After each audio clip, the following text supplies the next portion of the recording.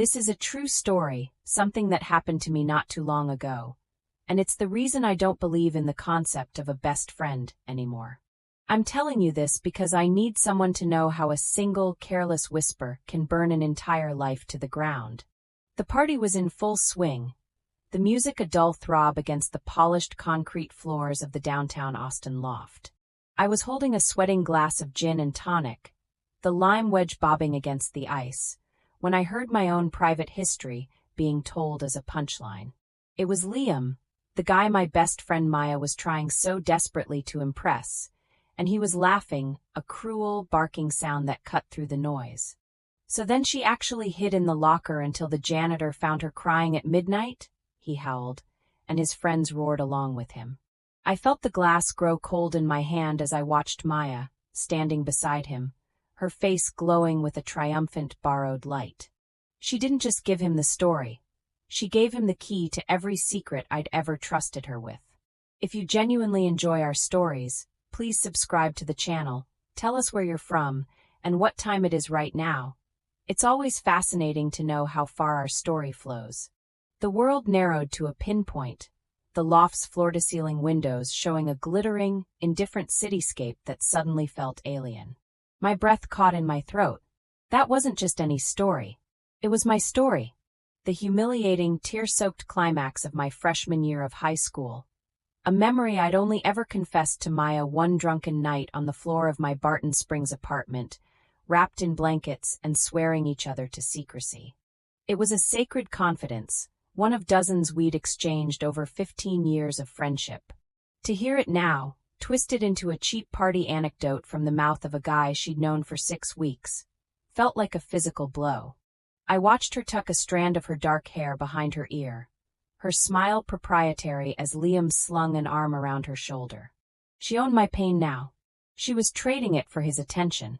My heart hammered against my ribs, a frantic, trapped bird. I backed away from the group, melting into the shadows near the kitchen, my gin and tonic completely forgotten. My mind was a frantic slideshow of every secret I'd ever given her. My father's relapse. The real reason I'd dropped out of grad school. My crippling fear of failure that I dressed up as ambition. Were they all just ammunition for her?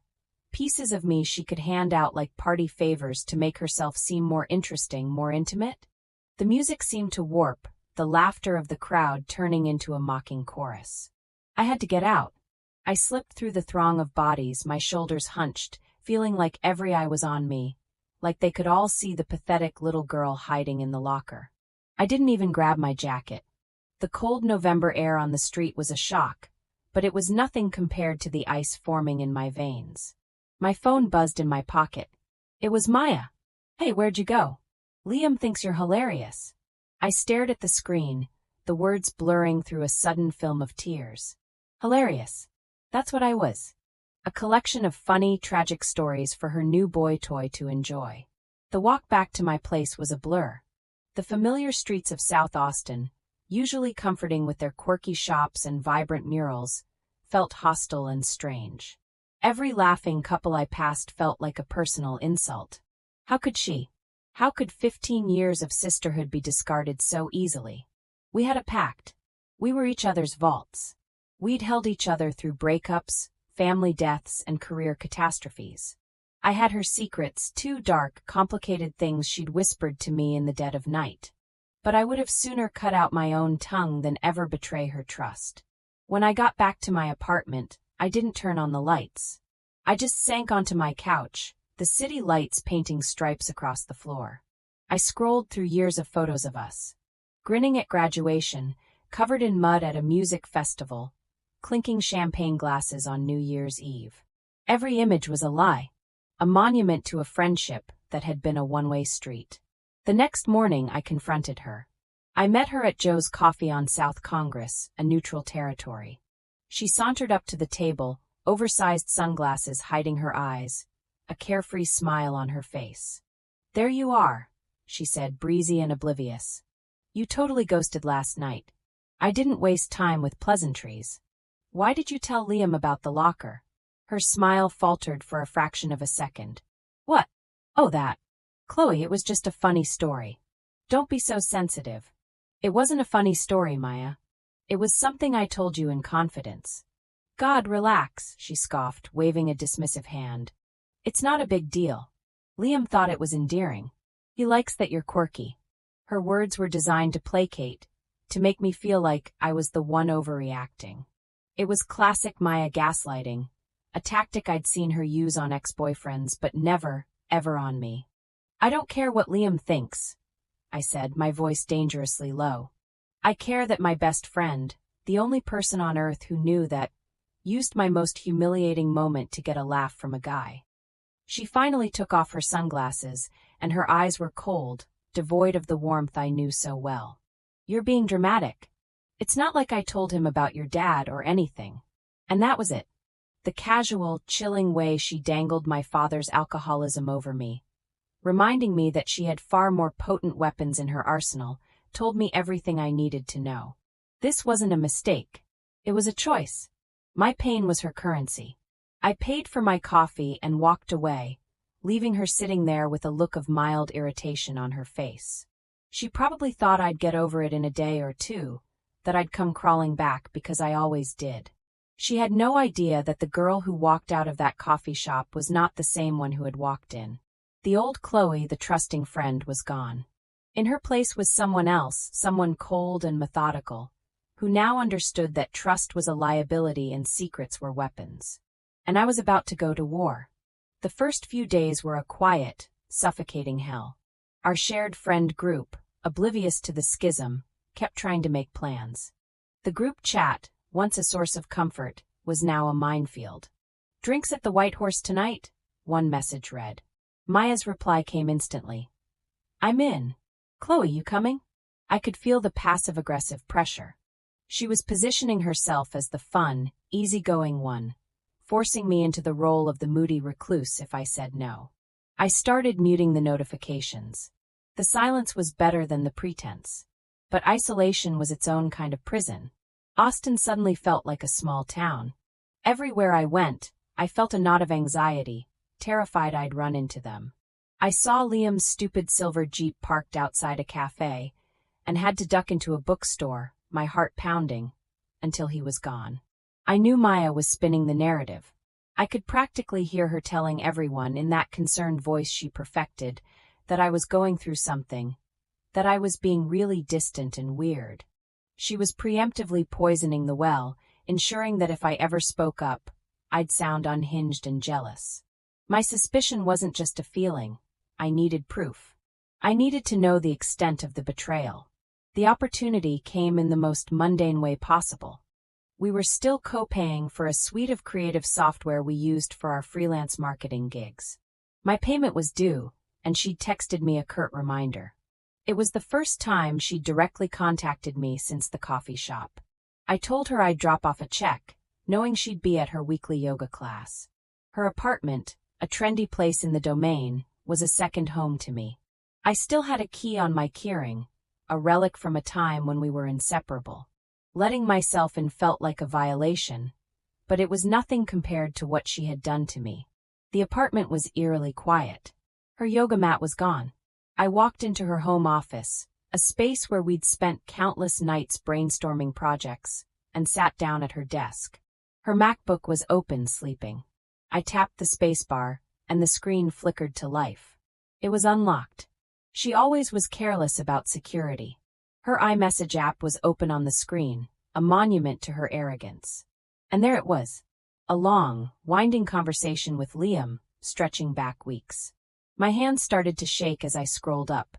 It was worse than I could have ever imagined. It wasn't just one story. It was everything. She had laid out my entire life for him like a buffet.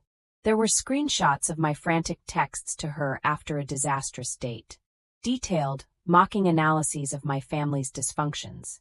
She'd even shared the deeply personal poetry I'd written in college, poetry I thought I'd deleted from the face of the earth. She presented my vulnerabilities as character flaws, my anxieties as jokes. She was the cool, stable narrator of my chaotic life. You won't believe what she did now. One of her messages began, followed by a story about me crying after my cat died. Liam's replies were a mix of laughing emojis and condescending pity. Damn, She sounds like a handful, he wrote. Good thing she has you to keep her sane. You have no idea, Maya had replied, adding a winking emoji. It was a systematic dismantling of my identity. Every confidence, every tear, every late-night confession had been catalogued, curated, and handed over to a virtual stranger to win his approval. I felt a wave of nausea, so intense I had to grip the edge of the desk. This was premeditated. This was a calculated campaign to make me look pathetic, and by extension, to make her look like a saint for putting up with me. I started taking pictures with my phone, screen after screen. My hands were trembling so badly that some of the first few were blurry. I forced myself to be methodical. Calm. I captured every cruel word, every laughing emoji, every instance where she took a moment of my genuine pain and polished it into an amusing anecdote for him. I documented how she twisted my successes, too, framing my career accomplishments as lucky breaks or the result of someone else's help. According to her, I was an incompetent, emotionally unstable child, and she was my long-suffering keeper. The sheer volume of it was staggering. It wasn't just one conversation, it was a running commentary on my life. When I was done, I had over 50 photos on my phone, a digital museum of my own destruction. I placed the check for the software on her keyboard, a single, sterile transaction in the rubble of our friendship. As I let myself out of her apartment, the key felt like a shard of ice in my palm. The world outside seemed sharper, colder. The sun was too bright. I walked to my car in a daze, the evidence of her treachery burning a hole in my phone. Back in my own apartment, I sank to the floor, the full weight of her duplicity crashing down on me. She hadn't just betrayed me, she had erased me. She had replaced the real, complex person I was with a caricature, a clown for her and Liam's private amusement. And the worst part? She was winning. In our shared world, she was the witty, charming one. Liam was the cool, handsome guy. I was the drama queen, the sensitive friend, the one who couldn't take a joke. Their power seemed absolute. Everyone loved them. They were the center of our social universe. To challenge them would be social suicide. I would be an outcast, the bitter ex-friend who couldn't handle it when her bestie found a new relationship. They held all the cards, and they knew it. That night I didn't sleep. I just sat in the dark, the glow of my phone illuminating my face as I scrolled through the screenshots again and again, the words searing themselves into my memory. A cold, hard resolve began to form in the pit of my stomach. She thought she was untouchable. He thought he was Teflon. They had built their little kingdom on the foundations of my humiliation. And I decided, right then and there, that I was going to burn it to the ground. The next week felt like living underwater. I went through the motions of my freelance work, editing marketing copy and designing logos, but my mind was elsewhere. It was in a cold, dark room, meticulously planning. I knew a direct confrontation was useless. It would be my word against hers and Liam's, and I'd be painted as the hysterical ex-friend. Maya was a master manipulator. She could cry on cue and twist my own words against me until I was the one apologizing. No, this couldn't be a shouting match. It had to be an execution. My resolve solidified during a particularly brutal encounter at a farmer's market in Mueller. I was buying heirloom tomatoes when I heard a familiar voice. It was Sarah, a mutual friend, and she was with Maya. I tried to duck behind a stall of artisanal jams, but it was too late. Maya spotted me. Her face lit up with a brilliant fake smile. "Chloe! Oh my God, I've been so worried. You haven't been answering any of my texts." She rushed over and hugged me, a theatrical display of concern for Sarah's benefit. Her perfume, the same sandalwood scent she'd worn for years, was suffocating. I stood stiffly in her embrace. Sarah gave me a sympathetic look. "Maya told me you've been having a tough time." "I'm so sorry, Han. Let us know if you need anything." I just nodded, my throat too tight to speak. Maya squeezed my arm. "We miss you," she whispered, her voice dripping with faux sincerity. "Call me, okay?" I watched them walk away, Maya's arm linked with Sarah's, already resuming their cheerful chatter. She had inoculated the entire herd. She had made my pain her shield. She was untouchable. That was the moment the last flicker of grief for our friendship died, and was replaced by something glacial and sharp. Revenge. Not petty revenge, but a precise, calculated demolition. I went home and opened my laptop. The 50 screenshots I had taken were my arsenal. But just dumping them online would be messy, chaotic. It had to be elegant. It had to be undeniable. I spent 2 days creating a simple, clean website. A blog, essentially. I chose a minimalist black and white theme. I gave it a cryptic, intriguing title. The Austen Whisper Network. There would be no author name. No About Me page. Just a single landing page with a promise. Some stories are best told in their own words. Then I began to write. I didn't add much commentary. I didn't need to. The screenshots spoke for themselves. I arranged them chronologically, creating a narrative of the betrayal. I started with Maya's first messages to Liam about me, the ones where she was introducing me as her slightly crazy but sweet friend. I followed it with the slow escalation, the sharing of small confidences, and then the floodgates opening. I used simple, factual headings to provide context. On my family, on my career, on my past relationships. Beneath each heading, I posted the corresponding screenshots. I highlighted the most damning messages. Maya mocking my panic attacks, Liam calling me damaged goods, their shared laughter over my deepest insecurities. I was building a case, brick by damning brick. It was the most painful thing I had ever done, reliving each betrayal as I uploaded the proof. My hands shook, and at one point, I had to walk away from the computer, choking back sobs. I was exposing my own wounds to the world. But with every screenshot I posted, I felt a sliver of power returning. I was taking control of the narrative. I was reclaiming my own story from the people who had stolen it. The final section of the website was titled The Locker. I wrote a single paragraph, a brief, objective account of how she had taken my most vulnerable childhood memory and served it up as party entertainment. Then I posted the final screenshot, Maya's text to me after the party. Hey, where'd you go? Liam thinks you're hilarious. Below it, I wrote nothing. The cruelty of that single word, hilarious, was more powerful than any explanation I could offer. The website was complete. A digital monument to their treachery. It was perfect. It was irrefutable. Now I just had to light the fuse. I couldn't be the one to share it.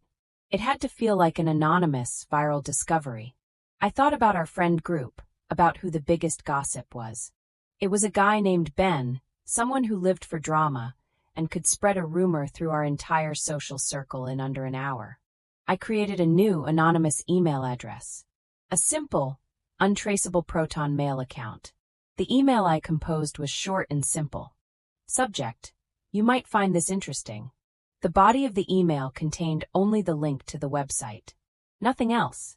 I took a deep breath, my finger hovering over the send button.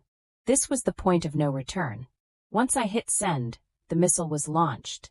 The carefully constructed world Maya and Liam had built for themselves would be vaporized. My world would change, too. I would no longer be the quiet, accommodating friend. I would be the one who burned it all down. A small, fierce smile touched my lips. Let it burn. I hit send. The silence that followed was the loudest thing I had ever heard. For a full 24 hours, nothing happened. I obsessively checked the website's analytics. A single hit, Ben. Then another. Then 5. The email sat in his inbox for hours before he finally clicked the link. I imagined him, sitting at his desk, his eyes widening as he scrolled. I pictured him sending the link to one person, then another, with a caption like, Holy S******T, you have TOC this. The paranoia was suffocating. Had I made a mistake? Was it too much? Would people see me as the villain, the one who aired dirty laundry in public? I paced my apartment, unable to eat or sleep, my phone clutched in my hand like a lifeline. Then on Tuesday afternoon, the dam broke. It started with a text from Sarah, the friend I had seen with Maya at the farmer's market. Chloe, I am so sorry. I had no idea. Please call me. Then another from a different friend. I just saw the website. Maya is a monster. I'm speechless. My phone began to vibrate nonstop. The group chat, which I had muted, exploded with notifications. I opened it, my heart pounding. Dozens of unread messages. Someone had dropped the link into the chat. The initial reactions were shock and disbelief. Then, as people read through the evidence, the tone shifted to outrage. The screenshots were undeniable. Maya's own words, her own casual cruelty, were laid bare for everyone to see. There was no room for interpretation, no way for her to spin this. She had been caught red-handed in her own digital footprint. The war had begun, and it was playing out in real time on my phone's screen. Maya tried to do damage control. Her first message in the chat was pure deflection. "Oh my God, who would make something so horrible? Chloe, is this you? This is insane." It was a critical error. The accusation, a desperate attempt to paint me as the crazy one, fell flat. Ben, the gossip I had originally sent the link to, replied immediately. "Insane? Maya, those are your messages. Your name is literally on them." Another friend chimed in. "I can't believe you would do this. I told you about my brother's divorce in confidence. Did you tell Liam that too?" The pack was turning on her. Every person in that chat was now re-evaluating every secret they had ever shared with her. Liam, for his part, remained silent. A coward, hiding in the digital trenches. Maya's next move was to call me. My phone screen lit up with her name and photo. A picture of us at Zilker Park, smiling, from a lifetime ago. I let it ring until it went to voicemail. She called again. And again. Then the texts started. A torrent of them. First rage. "How could you do this to me? You're trying to ruin my life." Then bargaining. "Take it down, Chloe. Please. We can talk about this. I'll apologize. I'll do anything." Followed by threats. "You know this is slander, right? My dad is a lawyer. You better believe you'll be hearing from him." I read each message with a strange, detached calm. It was like watching a cornered animal, lashing out in fear and confusion. She had no idea how to fight a war where her primary weapons, charm, manipulation, and plausible deniability, were useless. The evidence was absolute. By evening, the fallout had spread beyond our immediate friend group. Ben had clearly shared it widely. I was getting messages from people I hadn't spoken to in years, all expressing shock and support. The website had gone viral in our little corner of Austin. Maya and Liam were social pariahs.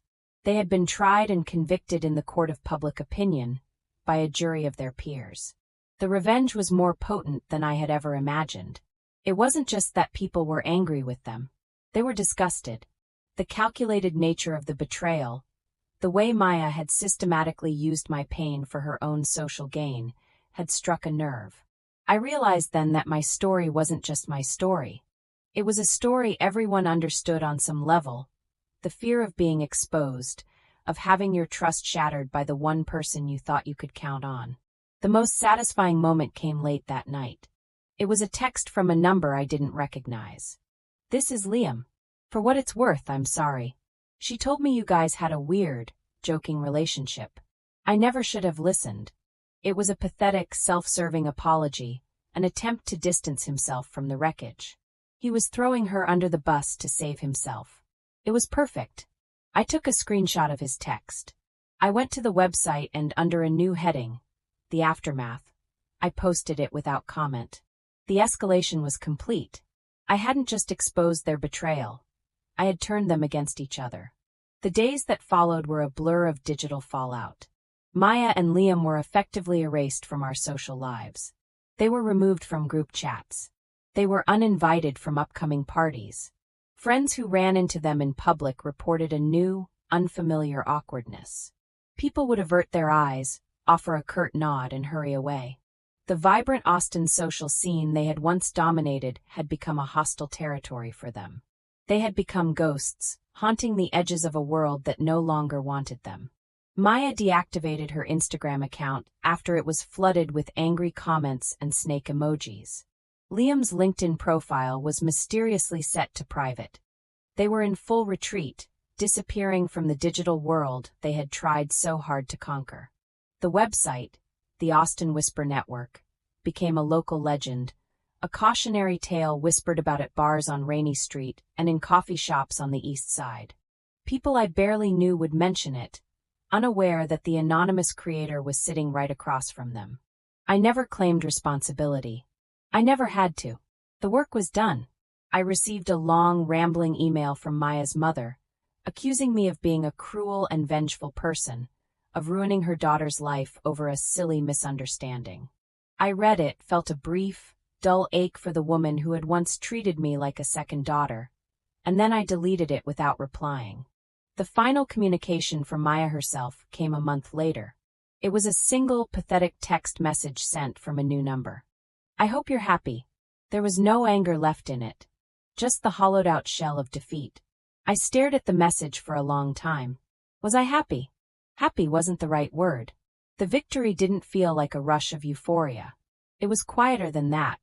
It was the calm, steady feeling of a debt being settled. It was the profound relief of justice. I had taken their power, the power they had derived from my humiliation, and I had turned it back on them until it consumed them completely. I hadn't just gotten revenge. I had reclaimed myself. I deleted her message and blocked the number. That was the last I ever heard from her. A few months later, I heard through the grapevine that she had moved to Dallas, telling people she needed a fresh start. Liam had reportedly transferred to his company's San Diego office. They had truly disappeared, scrubbed from the city and the social circles we had once shared. They were nothing more than a ghost story now, a lesson in betrayal. The world felt bigger after they were gone and quieter. I reconnected with the friends who had stood by me, our bonds forged stronger in the fire. We built a smaller, tighter circle, one founded on genuine trust and mutual respect. The gaping hole Maya had left in my life began to fill with new people, new experiences, and a newfound sense of my own strength. I learned to be my own vault, to protect my own stories. The chilling part wasn't the revenge itself, but how easy it had all been. How fragile a person's entire world is in the digital age. How a life can be built on whispers and torn down with screenshots. I'm sitting at Bennu Coffee on Congress, a year later. The autumn air is crisp, and the midday sun is warm on my face. It's a peaceful day. My life is peaceful now. A woman I recognize from the old friend group, someone who was more Maya's friend than mine, approaches my table hesitantly. She offers a small, awkward smile. Chloe? Hey. Wow, it's been a while. We exchange pleasantries. She tells me about her new job, her recent trip to Portland. Then, her curiosity gets the better of her. She lowers her voice, leaning in conspiratorially. This is going to sound crazy, she says. But do you ever hear from her? I know exactly who she means. I take a slow sip of my latte, the warm ceramic a comfort in my hands. I think about Maya, about the 15 years of laughter and secrets, and the brutal, swift ending. I search for a feeling, anger, sadness, nostalgia, anything. But there's nothing. Just a quiet, empty space where a friendship used to be. She asked if I ever missed her, and I realized with a strange, cold clarity that I couldn't remember the sound of Maya's voice anymore. The end.